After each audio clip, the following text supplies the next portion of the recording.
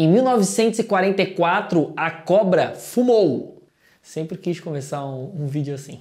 O Brasil desembarcava na Itália como primeira e única força sul-americana a intervir em assuntos europeus. Meu nome é Dalton, sou professor e hoje eu tenho essa história para contar.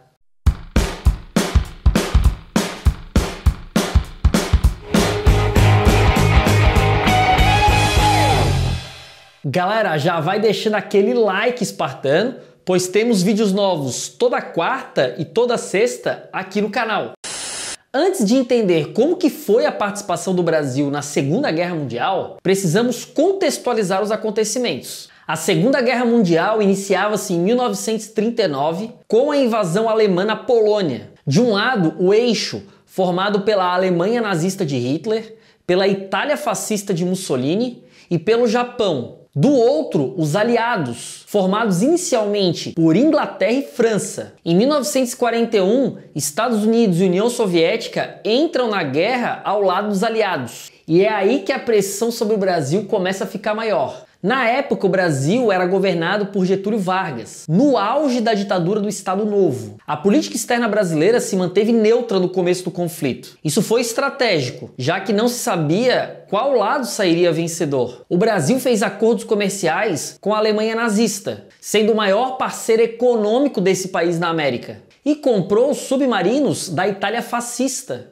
em troca de exportação de carnes e produtos agrícolas. Mas também comercializava com os aliados, principalmente Inglaterra e Estados Unidos. Os membros do governo também estavam divididos. O chanceler Oswaldo Aranha era favorável aos aliados. Já outros tinham uma certa simpatia pelos alemães, como os generais Góes Monteiro e Eurico Gaspar Dutra, aquele que se tornaria presidente depois do governo Vargas. As concepções políticas do autoritarismo do Estado Novo também pendiam para o nazifascismo. Vargas chegou inclusive a enviar um telegrama para Hitler, desejando prosperidade ao povo alemão. Mas ao mesmo tempo ele sabia que os Estados Unidos eram um importante parceiro na modernização do país. Como então o Brasil decidiu um lado na guerra? O ponto crucial foi o ataque japonês à base estadunidense de Pearl Harbor, em 1941, que marca a entrada oficial dos Estados Unidos na guerra.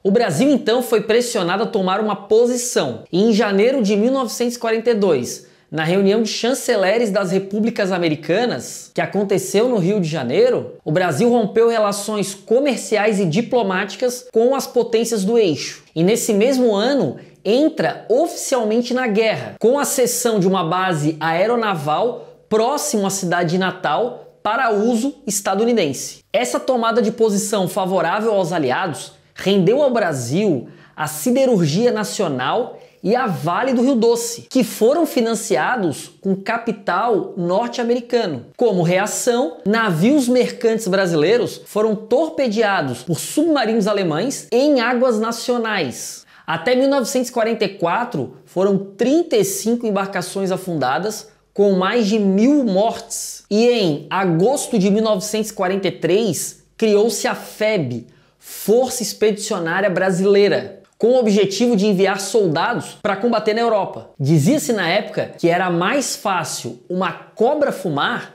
do que o Brasil entrar na guerra. E adivinha só qual foi o símbolo da FEB? Porém, as Forças Armadas Brasileiras tinham equipamentos muito ultrapassados, geralmente de guerras anteriores. A FEB então teve que ser construída do zero, com material que veio dos Estados Unidos. Com um breve treinamento das tropas, que muitos dizem que foi insuficiente, em 2 de julho de 1944, 5.081 soldados brasileiros embarcam rumo a Nápoles, na Itália. O medo de submarinos alemães era grande, por isso tentou-se manter o máximo de sigilo possível. Chegando na Itália, a FEB recebeu a visita de Winston Churchill, primeiro-ministro inglês.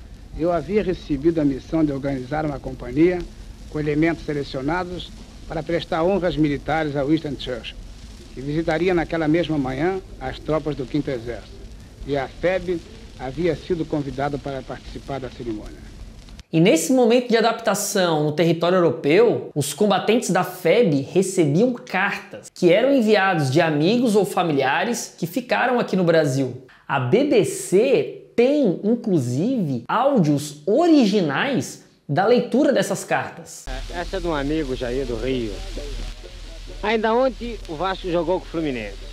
O jogo ia muito bem, o Vasco fez um gol e o Fluminense empatou. Logo após houve um gol que não foi gol, e aí, daí um grande sururu. Temos que esperar quarta-feira o resultado.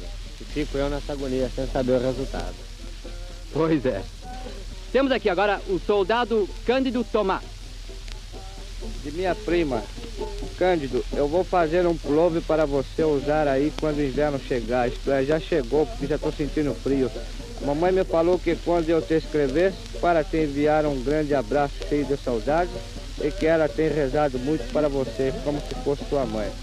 A estratégia dos aliados era atacar a Alemanha pelo sul. Só que na região dos Apeninos, uma cadeia montanhosa, os nazistas conseguiam resistir, formando a linha gótica e defendendo as suas fronteiras. A missão da FEB era tomar Monte Castelo, ponto considerado estratégico para o sucesso da operação. Foram 4 tentativas que fracassaram. No dia 29 de novembro de 44, o meu batalhão atacou na altura da Casa de Guanela, atacou o Monte Castelo. E fomos basicamente dizimados, embora não morressem tantas pessoas, mas feriram muitos, houve muitos feridos. Os brasileiros então tiveram que receber treinamento para se locomover na neve e também receberam uniformes brancos para camuflagem. O frio intenso também era um dificultador.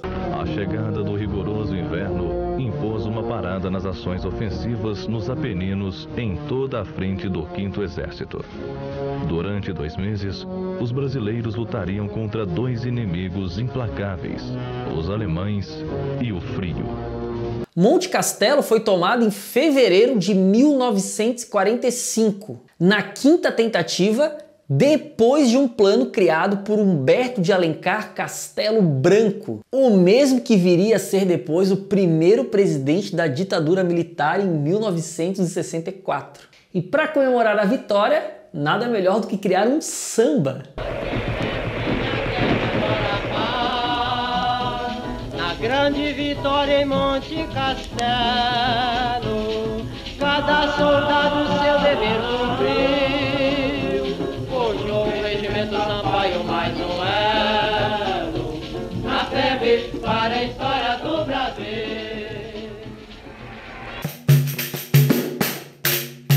Depois de ultrapassar os Apeninos e tomar Monte Castelo, a FEB iniciou a sua maior batalha na Segunda Guerra Mundial, a tomada da cidade de Montese, que estava ocupada por tropas nazistas. Foram 4 dias de fogo intenso, com aproximadamente 400 baixas para o lado brasileiro. Com a vitória da FEB, a cidade inclusive criou uma praça em homenagem ao Brasil, chamada de Piazza Brasile. Quando o final da guerra foi anunciado, o espírito criativo dos brasileiros que faziam parte da FEB aflorou. Eles fizeram uma música para comemorar a queda de Mussolini.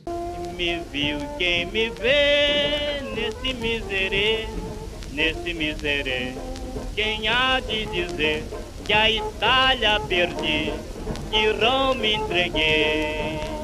Veja só em que ponto eu cheguei. Somente em junho de 1945, a FEB começou a retornar ao Brasil. Os pracinhas, que eram assim chamados os soldados que se alistavam, foram recebidos com festas e desfiles. Aproximadamente 25 mil homens foram enviados para a Europa e cerca de 1.500 brasileiros morreram em decorrência dos conflitos. A Segunda Guerra foi um divisor de águas nos rumos do Estado Novo, pois Vargas mandou tropas para lutar contra o nazismo, porém ainda tinha um apelo autoritário no governo, o que revelava uma certa contradição. Várias manifestações começaram a surgir pelo Brasil pedindo a volta de um sistema democrático. Vargas começou inclusive a se preparar para liderar essa transição, mas apesar do apoio de certas parcelas da população, acabou sendo pressionado e renunciou em 1945. Galera, então é isso. Deixa aqui nos comentários o que você achou e também sugestões para os próximos vídeos. Não se esqueça também de me seguir nas redes sociais, Twitter e Instagram. Eu vou ficando por aqui, aguardo vocês no próximo vídeo. Valeu, galera!